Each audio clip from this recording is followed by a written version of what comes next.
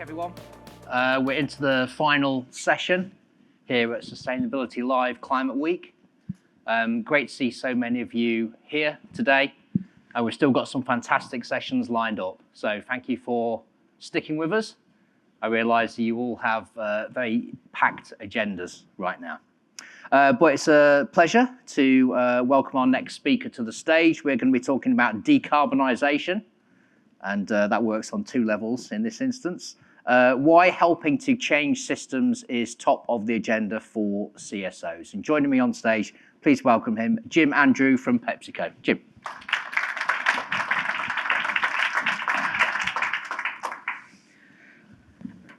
Thank you, Jim. Thanks. Okay, so we're going to dive straight into some recent news, I suppose. You've achieved a significant reduction in your Scope 1 and 2 emissions. What have been the most impactful steps that PepsiCo has taken to achieve those goals or in its efforts to decarbonise? Yeah, great, thanks. And that's something that we're excited about and know there's still a lot more work to do. And maybe I just briefly set a little bit of context because most people know PepsiCo, but they don't. And by that I mean, obviously, people know our beverage brands and think of us as a beverage company, and of course we are. But we're an even larger food company. So we have a very large agricultural footprint. We have facilities all over the world that are like huge kitchens.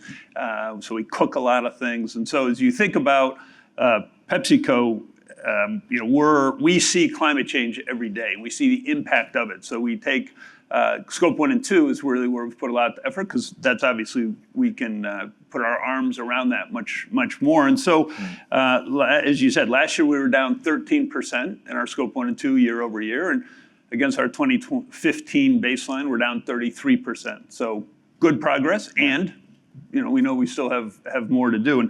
And what we've really tried to do is focus on the things that are meaningful for us in areas where we think we can have a big impact, and sort of that combination, and that's some areas we made some progress in last year and the last couple of years. And maybe I'll just highlight a couple. First, operations. We've been growing, and so when we build new lines or new plants, we've got a process we call sustainable operations from the start, which says if we're going to build something now, we've got 30, 40, 50-year lives on these things.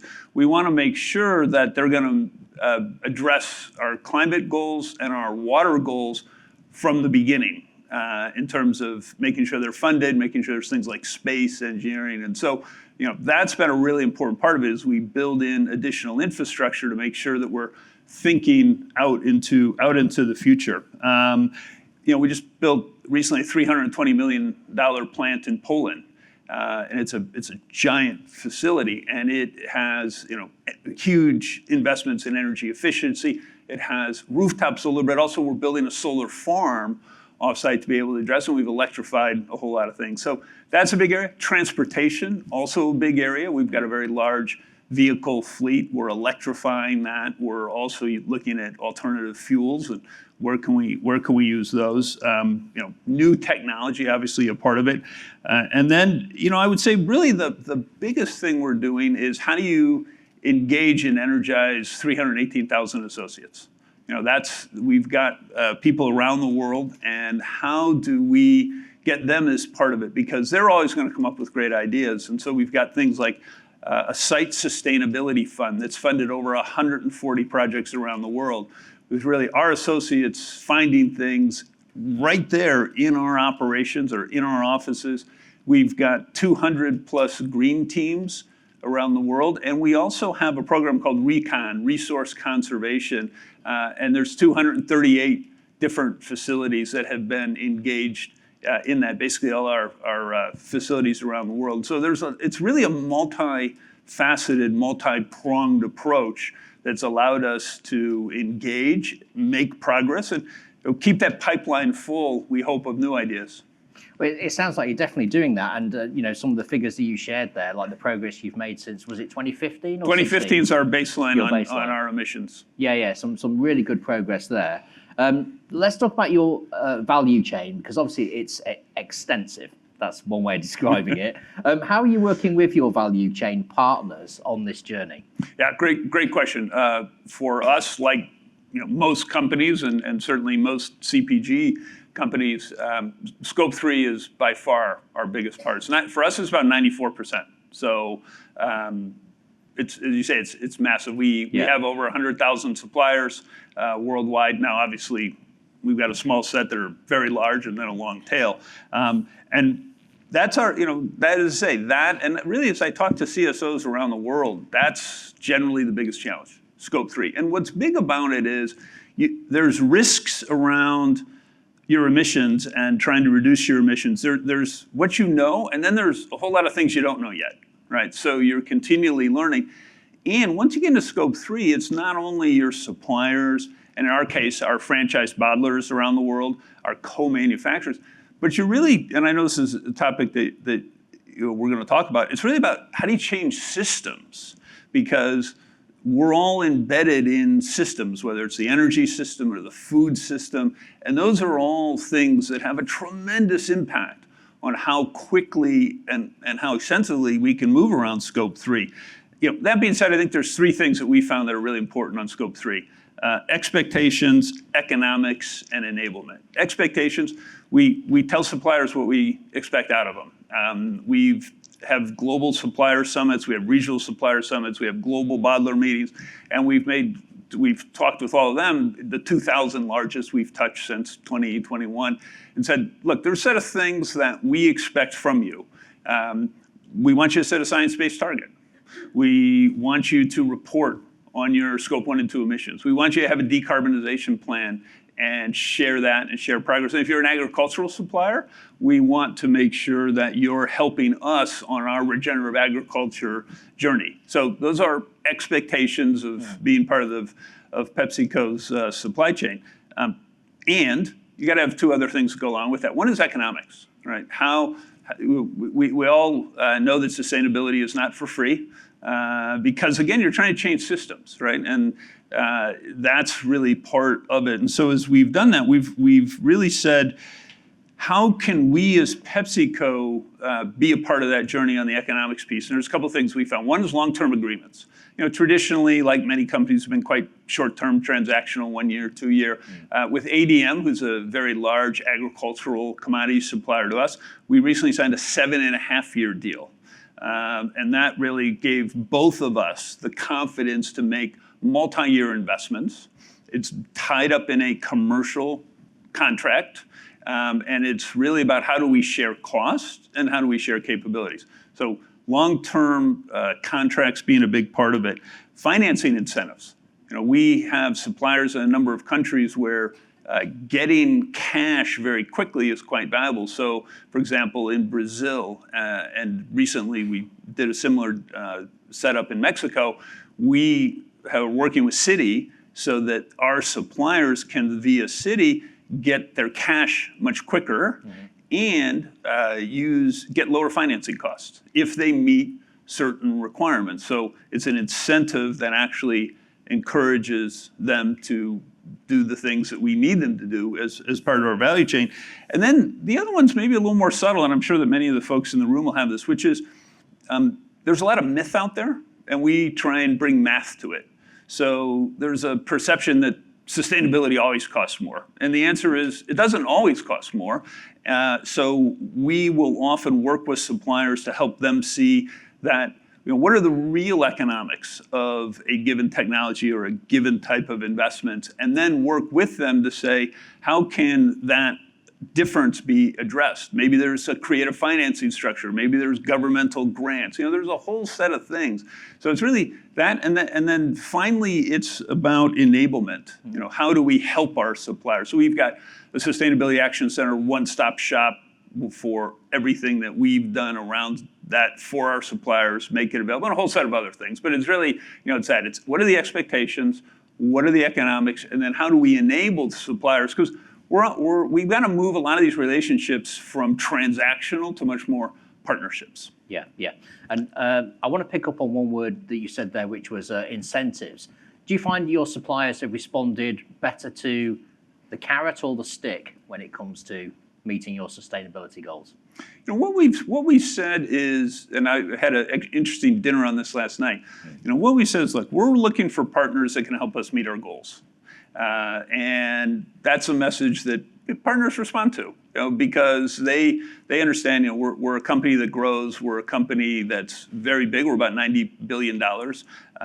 So we're an attractive customer. We pay our bills, all those kind of things. So what we've said is we're looking for partners, for suppliers who want to help us meet our goals. With that comes, we're going to do more business with companies that help us meet our goals and less business over time with companies that don't help us meet our goals. Yeah. So is that a carrot or a stick? I think the most progressive companies look at that and say, that's a huge carrot. And then we're doing a set of things. ADM is looking and saying, hey, 7.5-year deal, that's fantastic, right? So I think what we have found is that when we can work together with suppliers, move it to a different kind of relationship. Obviously, there's still tough commercial negotiations, don't get me wrong, but it's those companies that want to do what we want to do, that can be a very fruitful relationship for both. Yeah, and it makes perfect sense that you would naturally want to work more closely and on a larger scale with a company that's got the same mission and vision as yourself, right? Exactly. Yeah. Okay, well, you mentioned systems there, and we are going to come around to that. Decarbonisation requires system-wide changes. Elaborate on that for me. Tell us what you've done. Yeah, and let me maybe kind of pick. If I think about systems, right? If you step back, climate change and addressing climate change is really one of the biggest change management efforts, probably the biggest society's ever faced, right? Because we're trying to change not just what my company does or your company does, not just this part, but we're trying to change the agricultural system and the energy system and the transportation system, right? So we're trying to change, and really what it is it's a set of interlocking pieces, all of which are dependent upon each other. And let me give you an example, overly simplistic, but if you think about electric vehicles, we were the launch customer. That's a great way where we help support innovative technologies. We were the launch customer for the Tesla semis. No one ever knew that a large Class 8 semi-truck, they weigh 40,000 tons, pull 40,000 pounds, up mountains, 400 miles. No one ever knew that could actually be electrified. We were the launch customer. We worked very closely with Tesla. We were very pleased to do that. And we together got that launched, and that's proven to be very successful. So that's a way that we help with innovative technologies. Last year we bought 700 vehicles, not just Teslas, but 700 vehicles across just our foods business in North America. But I can have all the electric vehicles I want. But if there's not a charging infrastructure for those vehicles, I can't do anything with them. They're going to sit there and they're going to be very expensive, parking lot placeholders. To have good charging infrastructure across the country, we need a modernized, updated electric grid. Well, we're talking utilities. We're not even talking states. We're talking individual utilities.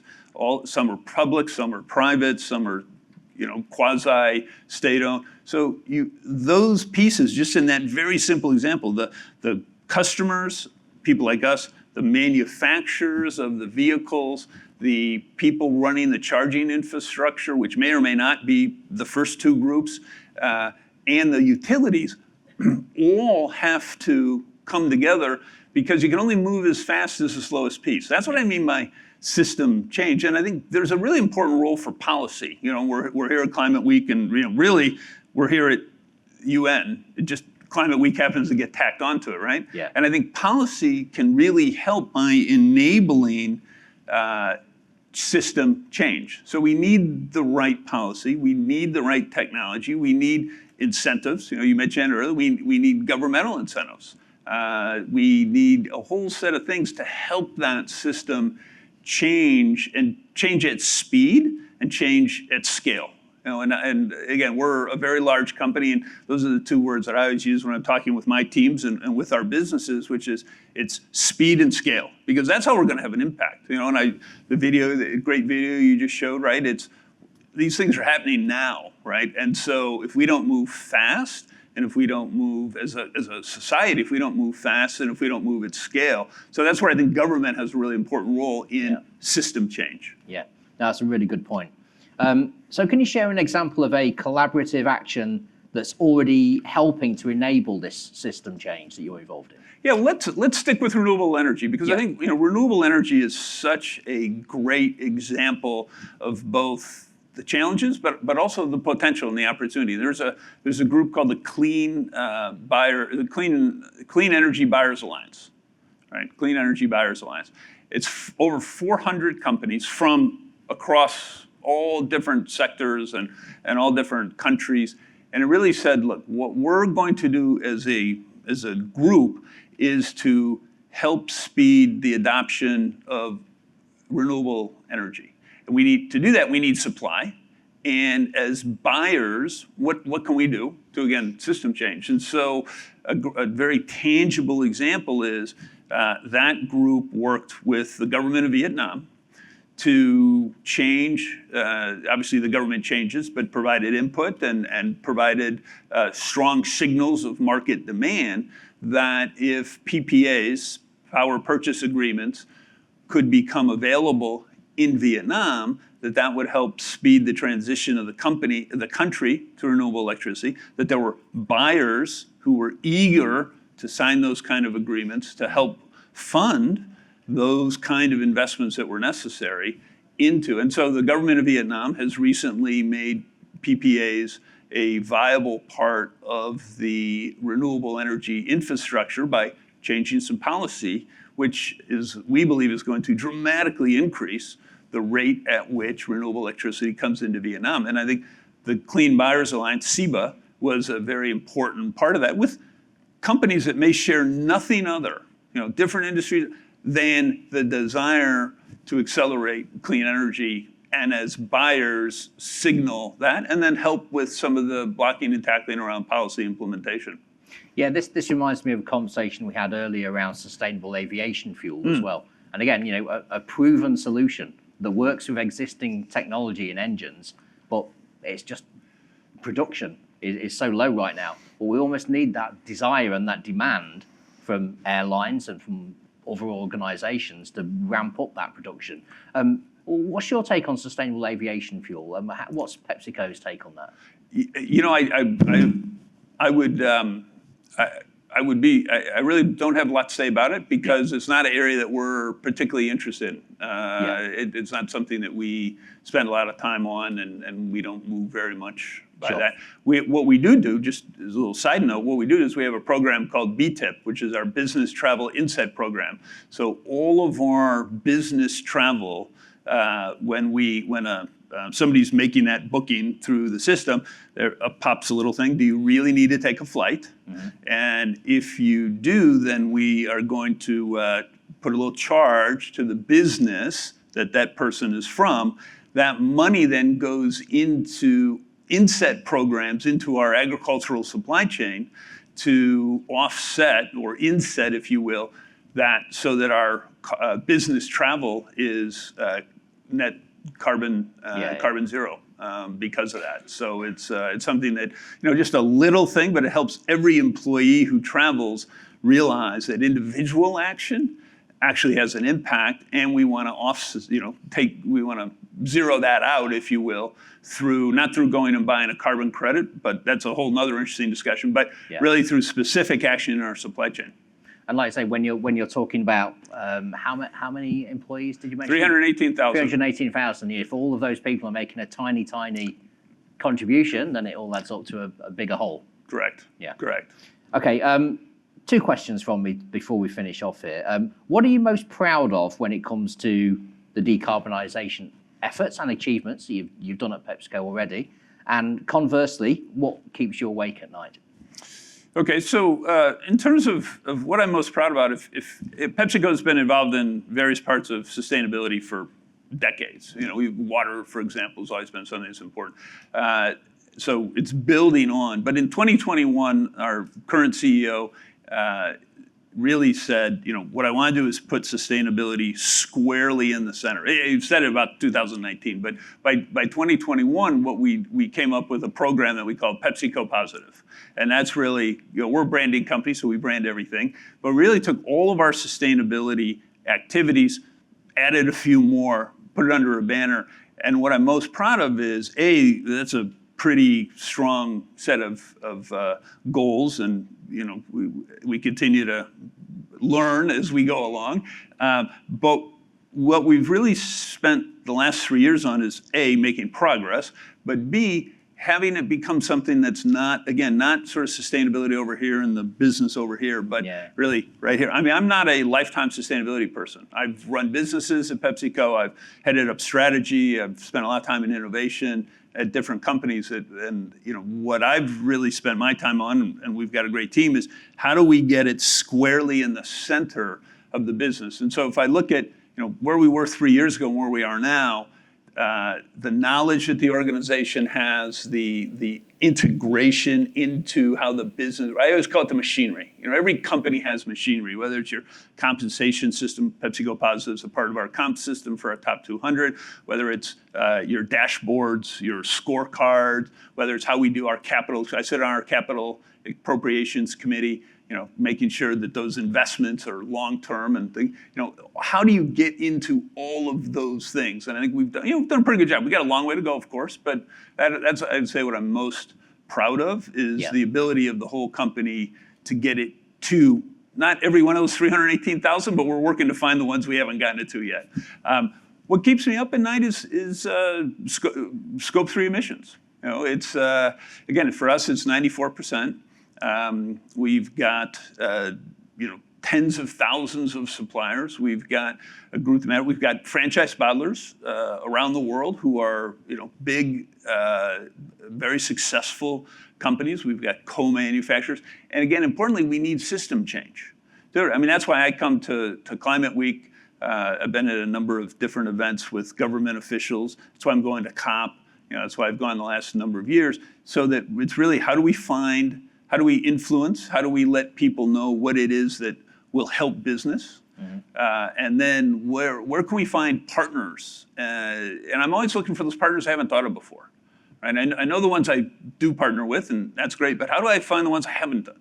I never even thought of. And so that's what we're always looking for at events like this, because it's a journey, and every day you gotta wake up and keep pushing. That's really interesting, because you mentioned events like this and finding partners that you've never even considered or thought of. Yeah, how do you do that? How do you find those partners, apart from attending events like this? Well, that is part of it. Part of it is attending events like this. Part of it is to, if we can identify a subject, we have a couple of groups in the company that I can go to and say, what I want to do is figure out how to do this.